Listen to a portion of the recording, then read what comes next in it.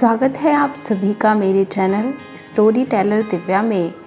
मैं दिव्या आपको सुनाने जा रही हूँ हैरी पॉटर की लास्ट पार्ट में उल्लेखित कहानी मौत के तोहफे। तो आइए सुनते हैं।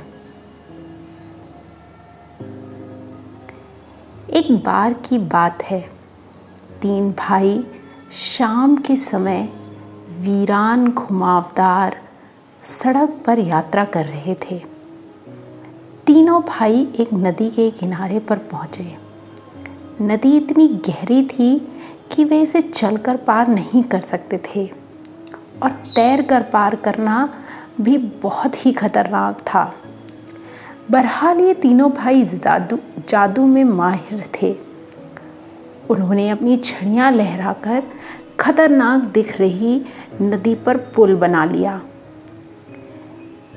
वे उस पर आधी दूर ही पहुंचे थे कि एक नकाबपोश आकृति ने उनका रास्ता रोक लिया और मौत उनसे बातचीत करने लगी। वह नाराज थी कि उसके 3 नए शिकार उसकी चंगुल से बचकर जा रहे थे, क्योंकि आम तौर पर यात्री उस नदी को पार करते समय डूब जाते थे। लेकिन मौत बड़ी चालाक थी। उसने तीनों भाइयों की जुदाई निपुणता पर उन्हें बधाई दी। वे बोली कि चूंकि उन्होंने अपनी चतुराई से उसे हरा दिया है, इसलिए वह उन्हें एक पुरस्कार देना चाहती है। सबसे बड़ा भाई लड़ाकू प्रवृत्ति का था।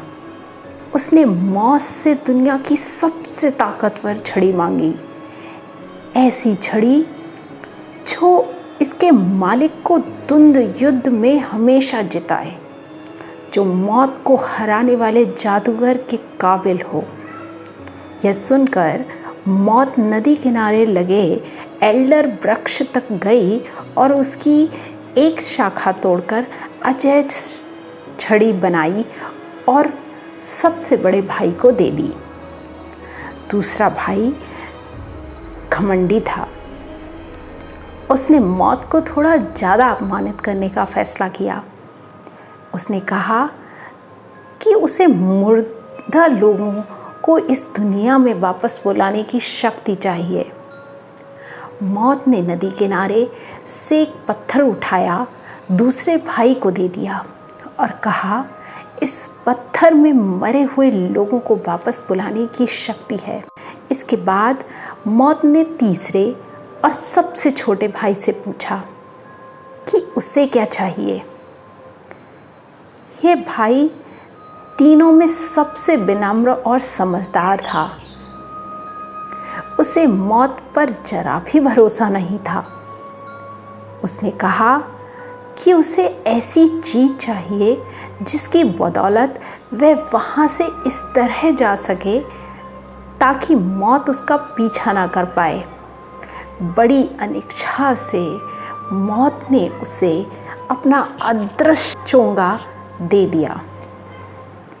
फिर मौत एक तरफ हट गई और तीनों भाइयों को अपने अपने रास्ते जाने दिया।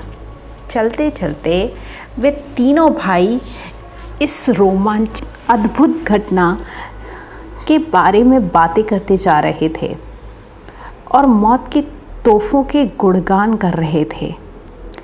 समय के साथ तीनों भाई अलग हो गए और अपनी अपनी दिशा में चल दिए। सबसे बड़ा भाई हफ्ते भर यात्रा के बाद एक गांव में पहुंचा। वहां उसने उस जादूगर को ढूंढा जिससे उसकी पुरानी दुश्मनी थी।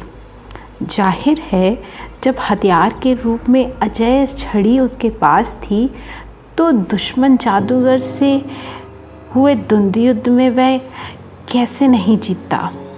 अपने दुश्मन को जमीन पर मरा हुआ छोड़कर सबसे बड़ा भाई एक शराब खाने में जाकर शराब पीने लगा, जहाँ उसने चिल्ला चिल्ला कर अपनी शक्तिशाली छड़ी की डींग हाँकी।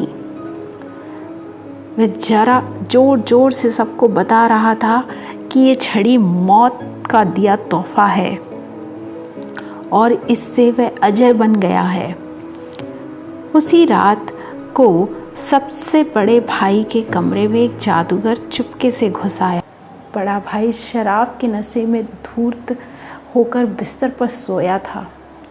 चोर ने उसकी छड़ी चुरा ली और एहतियातन के तौर पर उसका गला भी काट दिया। इस तरह मौत ने पहले भाई को हरा दिया।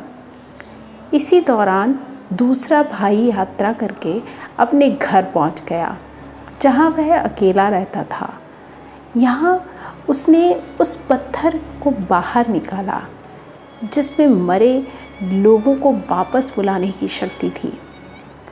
उसने उस पत्थर को 3 बार अपने हाथों पर घुमाया। उसे हैरानी और खुशी हुई कि उसकी मरी हुई प्रेमिका, जिससे वह शादी करना चाहता था, तत्काल उसके सामने प्रकट हो गई। बहरहाल प्रेमिका दुखी और भावहीन थी। ऐसा लग रहा था जैसे उनके बीच कोई पर्दा हो और उसके कारण वे दूर हों। हालांकि वह इस दुनिया में लौट जरूर आई थी, लेकिन दरअसल वह यहाँ की नहीं थी, इसलिए उसे बहुत कष्ट हो रहा था। अंत में अपनी हताशा भरी हसरत से दूसरा भाई पागल हो गया और उसने अपनी प्रेमिका के पास सचमुच पहुंचने के लिए आत्महत्या कर ली। इस तरह मौत ने दूसरे भाई को भी हरा दिया। फिर मौत तीसरे भाई को कई सालों तक तलाश करती रही, लेकिन वह उसे कहीं नहीं मिला। जब सबसे छोटा भाई बहुत बूढ़ा हो गया, तब जाकर उसने अपना अदृश्य चोंगा उतारा और अपने बेटे को दे दिया।